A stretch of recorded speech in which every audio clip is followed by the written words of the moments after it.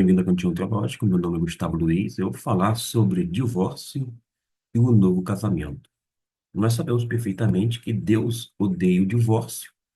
Ele odeia porque sempre envolve infidelidade à aliança solene do casamento que dois cônjuges firmaram perante ele.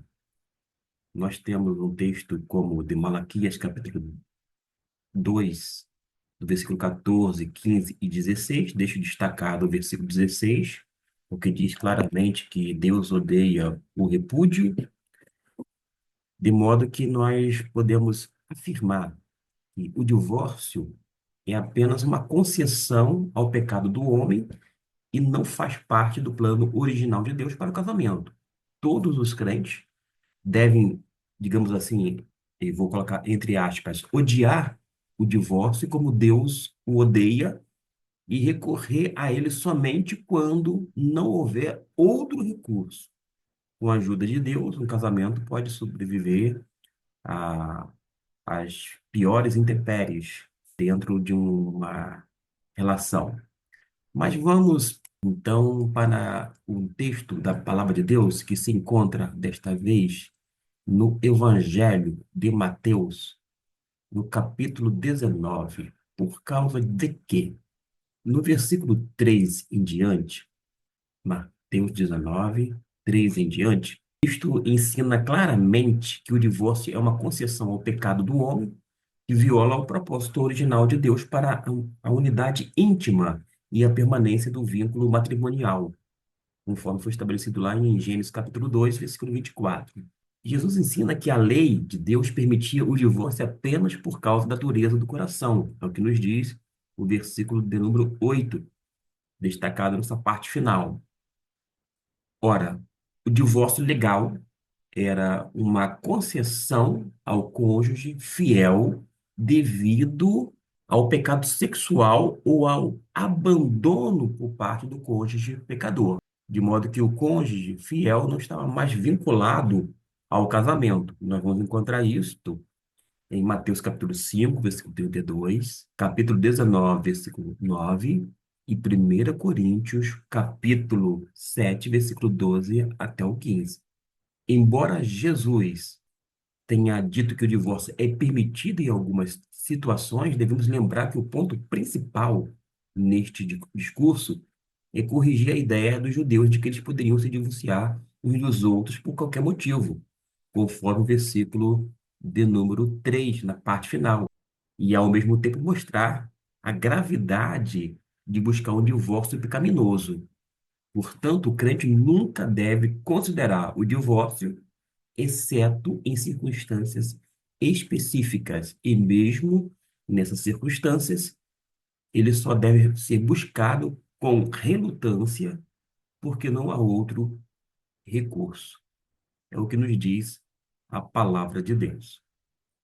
Vou falar agora sobre motivos para o divórcio.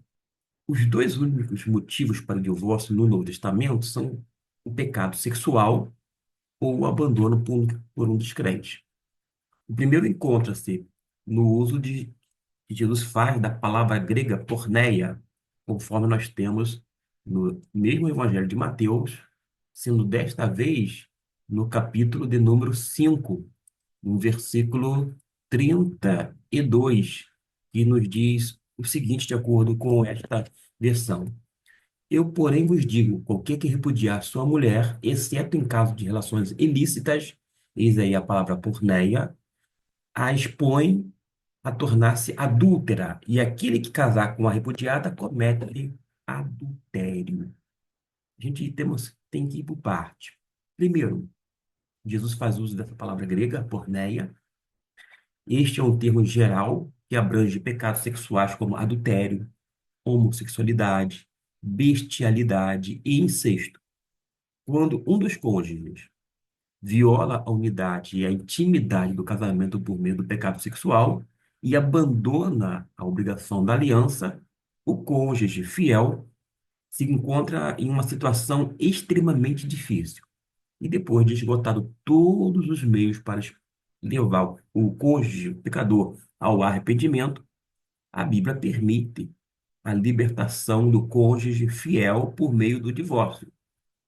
Ratifico aqui, versículo 32 de Mateus capítulo 5, 1 Coríntios capítulo 7, versículo 15, que precisa ser também lido e entendido dentro desse primeiro motivo apresentado. Mas qual é o segundo motivo?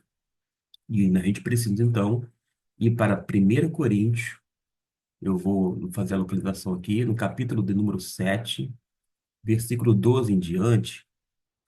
Vou deixar projetado, seria do versículo 12 até o 15. Vale a pena você dar uma pausa nesse vídeo, ler ou assistir o vídeo e depois fazer a leitura para o seu entendimento adequado. Porque o segundo motivo é justamente o divórcio. É no caso de que um cônjuge descrente não deseja mais viver com o cônjuge crente. Como Deus nos chamou à paz, de acordo com o versículo de número 15, o divórcio é permitido e pode ser preferível nessas situações. Quando um descrente deseja se separar e tentar mantê-lo no casamento, pode apenas criar crise maior, um conflito, uma tensão.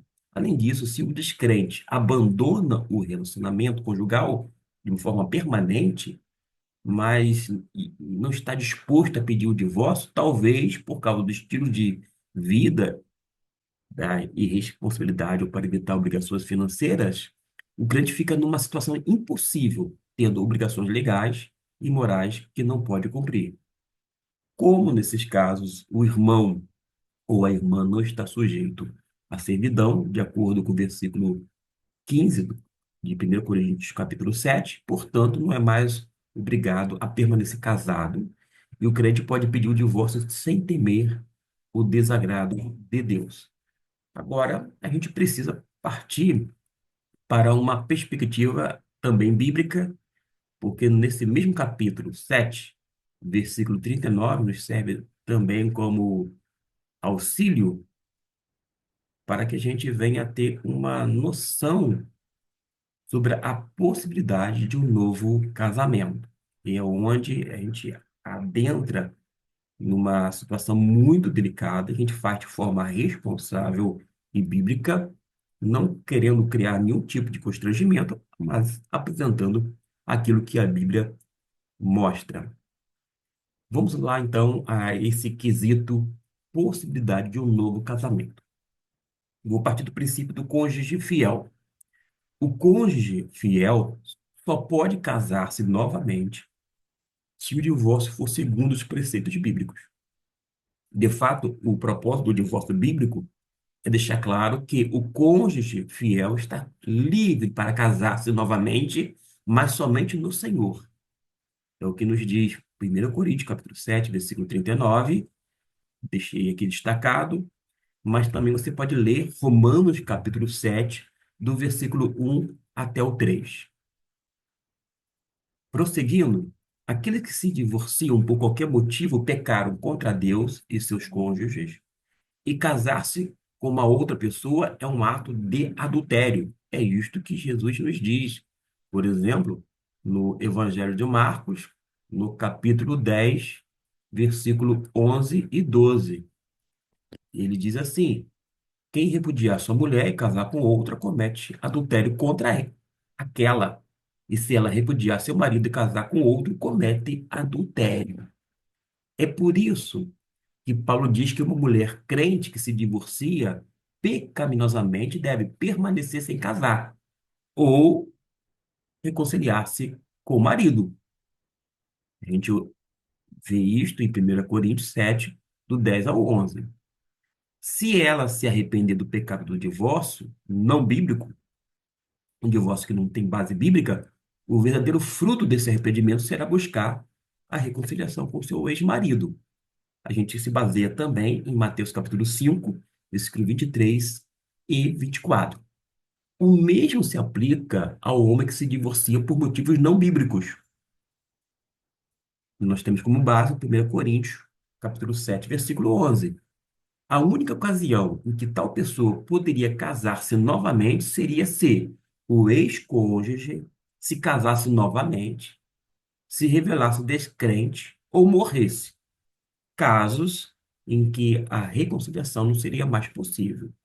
A Bíblia também alerta que quem considera casar-se com uma pessoa divorciada, se o divórcio não ocorreu segundo os preceitos bíblicos, e ainda existe a responsabilidade de reconciliação que se casa com a divorciada é considerado adúltero, conforme Marcos capítulo 10 versículo 12. É o que a gente nota na palavra de Deus. Agora, qual é o papel da igreja? Os crentes que buscam o divórcio com base em fundamentos antibíblicos, primeiro, eles estão sujeitos à disciplina da igreja, pois rejeitam abertamente a palavra de Deus.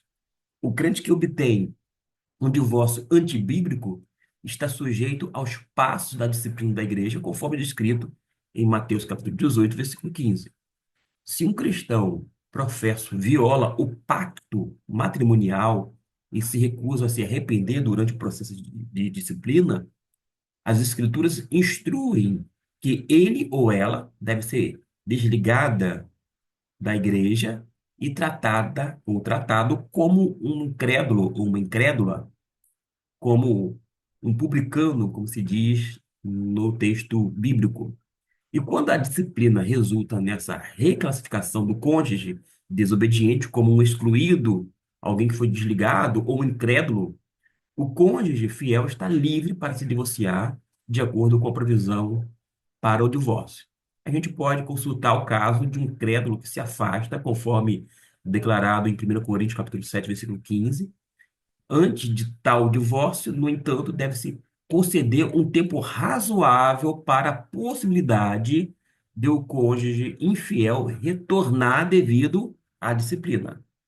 Já a liderança da igreja local também deve ajudar os crentes solteiros que se divorciaram a compreenderem sua situação biblicamente, especificamente nos casos em que a aplicação adequada dos ensinamentos bíblicos não parece clara.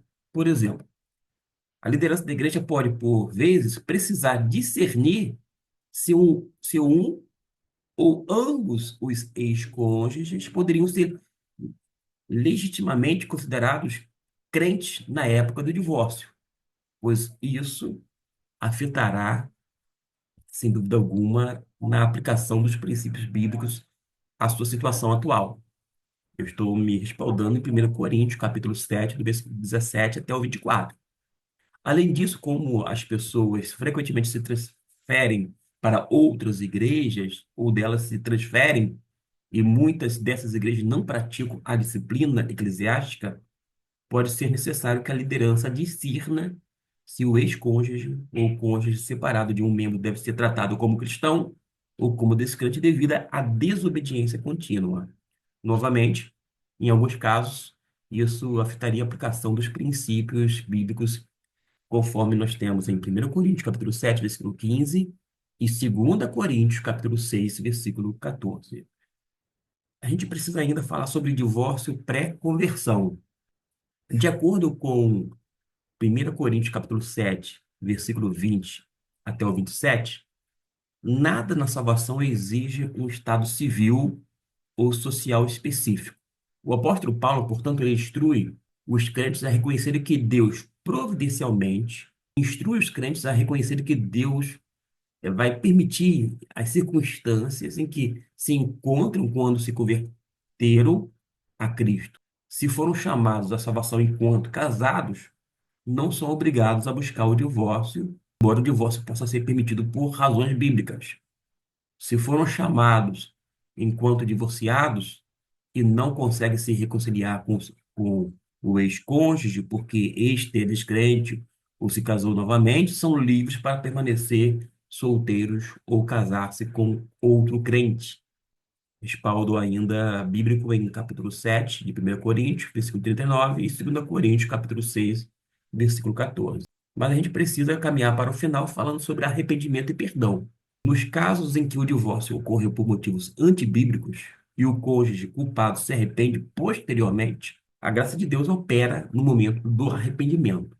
Um sinal verdadeiro do arrependimento será o desejo de colocar em prática 1 Coríntios, capítulo 7, versículo 10 e 11, o que envolve a disposição de buscar a reconciliação com o ex-cônjuge, se possível. Se a reconciliação não for possível, seja porque o ex-cônjuge é descrente ou se casou novamente, o crente perdoado poderá buscar um novo relacionamento sob a orientação e aconselhamento cuidadoso da liderança da igreja. A liderança da igreja precisa orientar, não é decidir por tais pessoas, mas, sem dúvida alguma, fazer a devida orientação bíblica. Nos casos em que um crente obteve o divórcio por motivos não bíblicos e se casou novamente, ele ou ela é culpado ou culpada do pecado de adultério até que esse pecado seja confessado. Deus perdoa esse pecado imediatamente quando ocorre arrependimento e não há nada nas Escrituras que indique o contrário. A partir desse momento, o crente deve continuar em seu casamento atual. É um tema delicado, porém necessário, principalmente nos dias atuais. Que Deus possa abençoar grandemente a sua vida e que você possa meditar sobre os versículos indicados, lendo-os dentro do seu texto e contexto. Espero ter oferecido uma contribuição para as pessoas que desejam mais informações sobre esse assunto. Deus abençoe e até o nosso próximo vídeo.